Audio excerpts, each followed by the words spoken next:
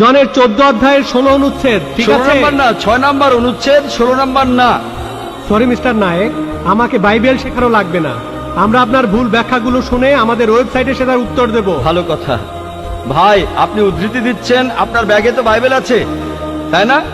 Bag থেকে বাইবেলটা বের করে দেখেন, এটা গসপেল অফ জনের 14 নম্বর অধ্যায় 6 নম্বর অনুচ্ছেদ, 16 নম্বর না।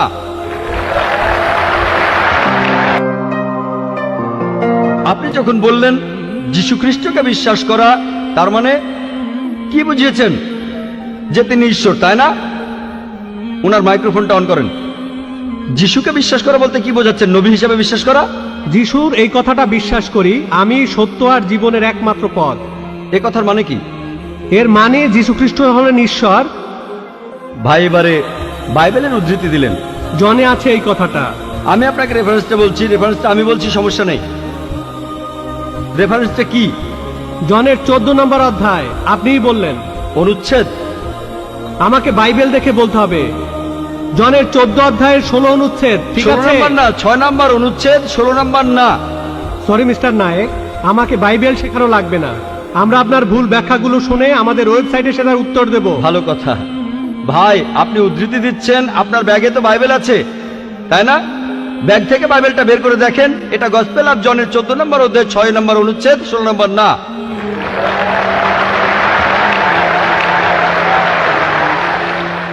আর আপনি বললেন ঈসা মসীহ আলাইহিস সালাম, তিনি বলেছেন যে তিনি ছিলেন ঈশ্বর। আপনার প্রশ্নতে পরে আসছি, প্রশ্নের উত্তরটা দেওয়ার আগে আমি একটা কথা বলে নিই। আমি বাইবেল পড়েছি, গোটা বাইবেলের মধ্যে পরিষ্কারভাবে বলা এমন একটা কথাও নেই যেখানে যিশু বা ঈসা আলাইহিস সালাম নিজে বলেছেন আমি ঈশ্বর আর আমার উপাসনা করো। যদি কোনো খ্রিস্টান আমাকে দেখাতে পারেন গোটা বাইবেলের মধ্যে পরিষ্কারভাবে বলা মাত্র একটি কথা যে ঈসা আলাইহিস সালাম নিজেই বলেছেন যে আমি ঈশ্বর আর আমার উপাসনা করো, তাহলে আমি ডক্টর জাকির নায়েক আজকেই খ্রিস্টান ধর্ম গ্রহণ করব। আমি অন্য মুসলিম ভাইদের পক্ষ থেকে এই কথা বলছি না, আমি আমার মাথাটা তরবারির তলে রাখছি। আমি বিভিন্ন ধর্মের উপর একজন ছাত্র। আপনি বাইবেল পড়েছেন আর আমিও পড়েছি বাইবেল। আপনি বললেন যে আপনাকে বাইবেল শেখানো লাগবে না। ঈসা আলাইহিস সালাম এই কথা নিজেই বলেছেন, সত্যকে খোঁজো, সত্যই তোমাকে মুক্ত করবে। ইনশাআল্লাহ আজকে আপনি সত্য দেখবেন আর ইনশাআল্লাহ সত্য আপনাকে মুক্ত করবে। আমি কথাটা আবার বলছি, গোটা বাইবেলে পরিষ্কারভাবে বলা এমন একটা কথাও নেই যেখানে যিশু বা ঈসা আলাইহিস সালাম নিজেই বলেছেন আমি ঈশ্বর আর আমার উপাসনা করো।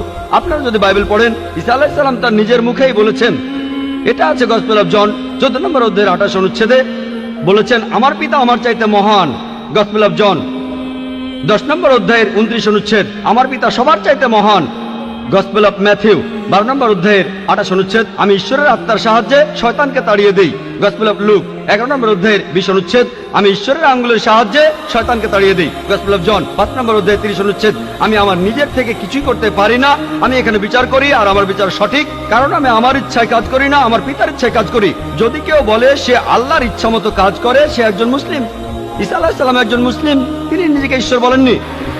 বুক অব অ্যাক্টসে পরিষ্কার বলা আছে 2 নম্বর অধ্যায়ের 22 অনুচ্ছেদ, বলা হয়েছে হে ইসরায়েলের সন্তানেরা, একথা শোনো, নাজারেত শহরের যিশু ঈশ্বর প্রেরিত একজন পুরুষ তোমাদের মাঝে। সে অনেক অলৌকিক কাজ করবে, সেগুলো তাকে ঈশ্বর করাবেন, তোমরা তার সাক্ষী থাকবে। ঈশ্বর প্রেরিত একজন পুরুষ তোমাদের মাঝে, সে অনেক অলৌকিক কাজ করে দেখাবে, ঈশ্বর তাকে দিয়ে করাবেন আর তোমরা তার সাক্ষী থাকবে। তাই বাইবেল স্পষ্ট করে বলছে যে ঈসা আলাইহিস সালাম ছিলেন একজন মানুষ, তিনি আল্লাহ তাআলার প্রেরিত একজন রাসূল, কিন্তু আল্লাহ নন। গোটা বাইবেলের মধ্যে পরিষ্কারভাবে এমন একটা কথাও নেই যেখানে ঈসা আলাইহিস সালাম নিজেই বলেছেন যে আমি ঈশ্বর, আমার উপাসনা করো। আপনি একটা উদ্ধৃতি দিয়ে সেটা প্রমাণ করতে চাইলেন যে গসপেল অফ জন 14 নম্বর অধ্যায়ের 6 অনুচ্ছেদে বলা হয়েছে যিশু বা ঈসা আলাইহিস সালাম নিজেই বলেছেন আমি সত্য আর জীবনের একমাত্র পথ, আমাকে ছাড়া আমার পিতার কাছে কেউ যেতে পারবে না। এখানে প্রসঙ্গ ছাড়া উদ্ধৃতি দিচ্ছেন।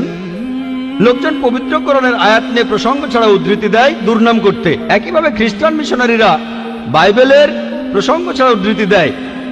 আপনাকে একটা সত্য কথা বলি, আপনার বাইবেলটা খোলেন, যদি সন্দেহ থাকে বাইবেলটা খোলেন, প্রসঙ্গ জানতে 1 নম্বর অনুচ্ছেদটা পড়েন।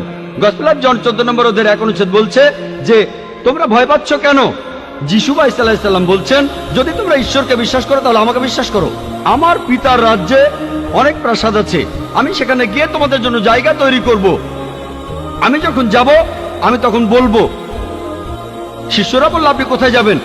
তোমরা জানো না আমি কোথায় যাব? তারা বলল না। তখন শিষ্যরা বলল যে আমাদের পথ দেখান, আপনি যেখানে যাবেন। তখন যিশু আলাইহিস সালাম বললেন, আমি সত্য আর জীবনের একমাত্র পথ। শিষ্যরা তখন বলল ঈসা আলাইহিস সালামকে যে আমাদের সেই পথ দেখান। ঈসা আলাইহিস সালাম তখন বললেন, আমি সত্য আর জীবনের একমাত্র পথ, আমাকে ছাড়া আমার পিতার কাছে কেউ যেতে পারবে না।